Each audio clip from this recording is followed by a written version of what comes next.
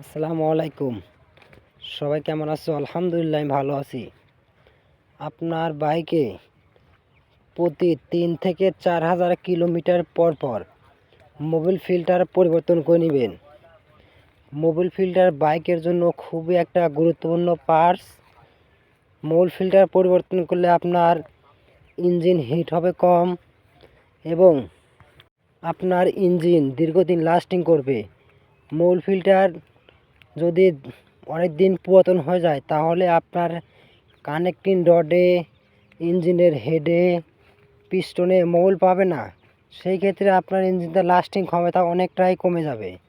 আপনি অবশ্যই মোবিল ফিল্টারের দাম খুব একটা বেশি না, ঘন ঘন পাল্টায় দিবেন, তাহলে আপনার ইঞ্জিনটা অনেক ভালো থাকবে, অনেক স্মুথই থাকবে, গাড়ি চালাওয়া অনেক শান্তি পাবেন। মোবিল ফিল্টার লাগানোর সময় অবশ্যই মোবিল দিয়ে ভিজিয়ে লাগাই দিবেন। অনেক ভাইয়েরা আছে এমনি লাগাই দেয়, কিন্তু এটা ঠিক না। এটা লাগানোর নিয়ম মোবিল দিয়ে ভিজিয়ে তারপরে লাগাবেন। সবাই ভালো থাকবেন। আসসালামু আলাইকুম।